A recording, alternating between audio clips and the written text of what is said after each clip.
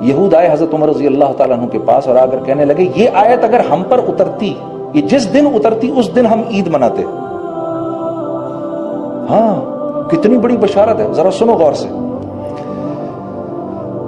الیوم اکملت لکم دینکم، میرے بندو میرے نبی ان کو بتائیں آج ہم اپنا دین تم پر مکمل کر رہے ہیں۔ اپنا دین یعنی یہ دین اللہ کی طرف سے آیا ہے، رسول اللہ صلی اللہ علیہ وسلم کی طرف سے اس میں کچھ فارمولیشنز نہیں ہیں، بلکہ آپ کے بارے میں تو اللہ پاک فرما رہے ہیں میرا نبی تو وحی کے علاوہ کوئی بات ہی نہیں کرتا۔ تو دین اللہ کی طرف سے آیا اور اللہ پاک کیا فرما رہے ہیں آج مکمل کر دیا میں نے۔ وَأَتْمَمْتُ عَلَيْكُمْ نِعْمَتِي، یہ ہے وہ زبردست بات جس کا میں آپ کے سامنے ذکر کرنا چاہتا ہوں، اور ان کو بتا دیں، یہ خوشخبری بھی دے دیں کہ میں نے اپنی جتنی بھی نعمتیں، نعمت کس کو کہتے ہیں؟ ہر وہ چیز جس کی میں اور آپ دل میں تمنا رکھتے ہیں۔ نعمت کس چیز کو کہتے ہیں؟ ہر وہ چیز جس کی میں اور آپ دل میں تمنا رکھتے ہیں اس کو نعمت کہتے ہیں۔ تو اللہ پاک فرما رہے ہیں وَأَتْمَمْتُ عَلَيْكُمْ نِعْمَتِي، ان کو بولے میں نے ساری کی ساری نعمتیں آج ان پر تمام کر دی۔ لیکن وَرَضِيتُ لَكُمُ الْإِسْلَامَ دِينًا، ان سے یہ کہیے کہ میرے پاس آپ کی زندگی کے سوا اور کوئی زندگی لے کر نہ آئے، بس میری رضا تو اس زندگی میں ہے جو زندگی آپ کی زندگی ہے، بس مجھے تو اسلام چاہیے، ان سے کوئی اور مینڈیٹ نہیں چاہیے مجھے، ان سے کوئی اور ایجنڈا نہیں چاہیے مجھے، ان سے آج دین مکمل ہو گیا میرے نبی۔ اور میں جتنی نعمتیں ہیں، اب نعمتیں کیا ہیں بھئی؟ ہم میں سے ہر ایک چاہتا ہے ہماری عزت ہو، ہم میں سے ہر ایک چاہتا ہے لوگ ہم سے محبت کریں، ہم میں سے ہر ایک چاہتا ہے ہماری اولاد ہماری فرما بردار ہو، ہم میں سے ہر ایک چاہتا ہے ہماری شوہر چاہتا ہے میری بیوی مجھ سے وفا کرنے والی ہو۔ وفا کا کیا مطلب؟ نیک ہو، نمازی ہو، روزے دار ہو، قرآن پڑھنے والی ہو، بچوں کی صحیح تربیت کرنے والی ہو، شوہر کے مال کو صحیح خرچ کرنے والی ہو، اپنی عصمت کی حفاظت کرنے والی ہو۔ یہ ہر مرد کی اندر کی خواہش ہے میرے دوستو، چاہے وہ مسلمان ہے یا غیر مسلم ہے۔ ہر عورت کی یہ خواہش ہے شوہر مجھ سے محبت کرنے والا ہو، مجھ سے پیار کرنے والا ہو، صرف مجھ سے پیار کرنے والا ہو۔ بہت بڑی نعمت ہے یہ ہر عورت کی خواہش ہے۔ بچے فرما بردار ہوں، معاشرے میں لوگ عزت کرتے ہوں، میرا تھوڑا مجھ کو پورا پڑتا ہو، میرے رزق میں برکت ہو، میری عمر میں برکت ہو، میں صحت مند ہوں، میری دعائیں قبول ہوں۔ یہ تمام نعمتیں ہیں۔ میں جس علاقے میں رہتا ہوں وہاں لوگ امن، چین، اطمینان اور سکون کے ساتھ زندگی گزاریں۔ ہمارا حاکم ہمارے بڑوں کی عزت کرنے والا ہو، ہمارے بچوں کی عزت کرنے والا ہو، ہمارے بچوں کو شفقت کرنے والا ہو، مسلمانوں کے جان مال جو ہیں وہ دوسرے مسلمانوں کے ہاتھوں سے محفوظ رہیں، اور جو رعایا ہے وہ اپنے حاکم کی بات کو منوعاً ماننے والی ہو۔ یہ وہ تمام نعمتیں ہیں جن کی ہم خواہش رکھتے ہیں۔ اللہ پاک فرما رہے ہیں میرے نبی ان سے کہیے اتنا ایمان ضرور بنا لیں کہ میرے حکموں پر چلیں، میں ان سے وعدہ کر رہا ہوں یہ تمام نعمتیں ان کو دے دوں گا۔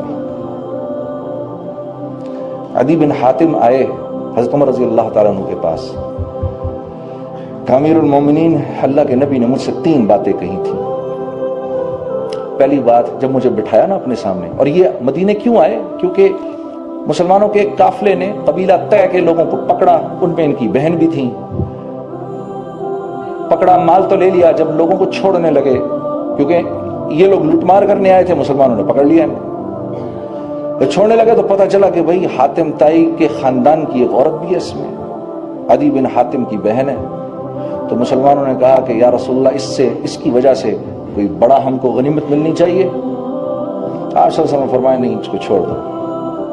تو جب چھوڑ دیا تو وہ واپس گئیں، واپس جا کر رسول اللہ صلی اللہ علیہ وسلم کے اخلاق، صحابہ کے اخلاق، صحابیات کے اخلاق سب بتائے، اور جا کر کہا عدی بن حاتم کو ہم اپنے دادا کے بارے میں سنتے ہیں، حاتم طائی کے بارے میں، کہ سخی وہ تھا، میں اس کی قسم کھاتی ہوں جس نے ہمیں تمہیں پیدا کیا۔ میں یہ سمجھتی ہوں میں جس آدمی کے پاس سے آ رہی ہوں اس سے بڑا سخی آج تک کوئی پیدا نہیں ہوا۔ تو بڑے حیران ہوئے عدی بن حاتم، اچھا ہمارے دادا سے بڑھ کے بھی کوئی ہے؟ تو پہنچ گئے اللہ کے نبی کے پاس، وہاں دیکھا تو صرف غریب غربا بیٹھے ہوئے سارے، کھانے کو بھی نہیں ہے۔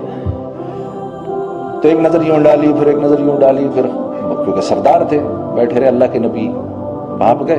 آپ نے فرمایا عدی وہ کیا وقت ہوگا جب میرے ماننے والے دمشق کے اوپر چڑھائی کریں گے اور مسلمانوں کا جو خراب الدستہ ہوگا اس میں مسلمانوں کا عالم تیرے ہاتھ میں ہوگا. تو عدی بن حاتم خود فرماتے ہیں، خود کہتے ہیں کہ مجھے یقین ہو گیا کہ لوگ اس آدمی کو جو مجنون کہتے ہیں صحیح کہتے ہیں،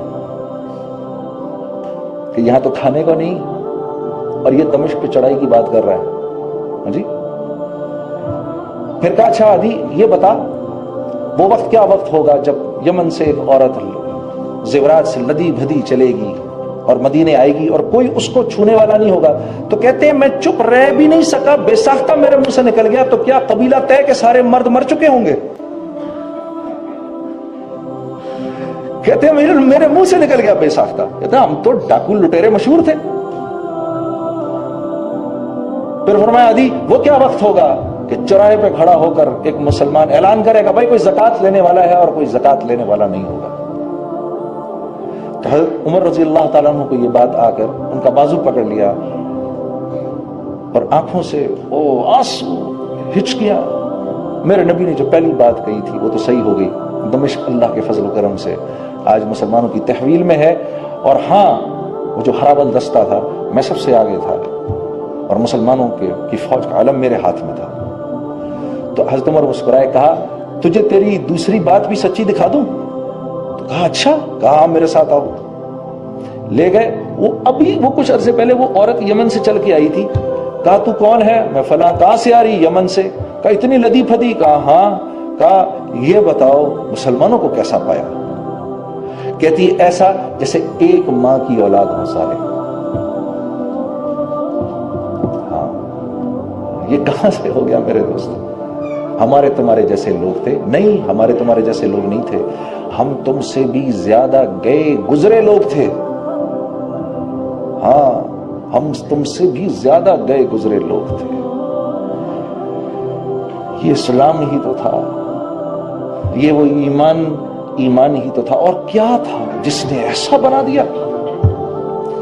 تو حضرت عدی بن حاتم کہنے لگے امیر المومنین اگر میرے نبی کی 2 باتیں پوری ہوئی ہیں تو تیسری بھی ضرور پوری ہوگی. اور حضرت عمر بن عبدالعزیز کے دور میں میرے دوستو ایک آدمی ایسے چوراہے پہ کھڑا ہو کر کہتا تھا بھائی اتنا مال زکات کا ہمارے پاس موجود ہے، کوئی ہے کوئی زکات لینے والا؟ کوئی بھی نہیں تھا. کیوں نہیں تھا؟ سب دینے والے تھے. غریب بھی دینے والا تھا، سب دینے والے تھے، لینے والا کوئی نہیں تھا. یہ تو ہم نے ستیہ ناس مار دیا اپنے غریبوں کا یہ کہہ کے کہ سڑک پہ نکل کے نعرہ لگاؤ ہماری مانگیں پوری کرو، ہمیں ہمارا حق دو. ہم تو دینے والوں میں سے تھے، ہم کب لینے والوں میں سے تھے؟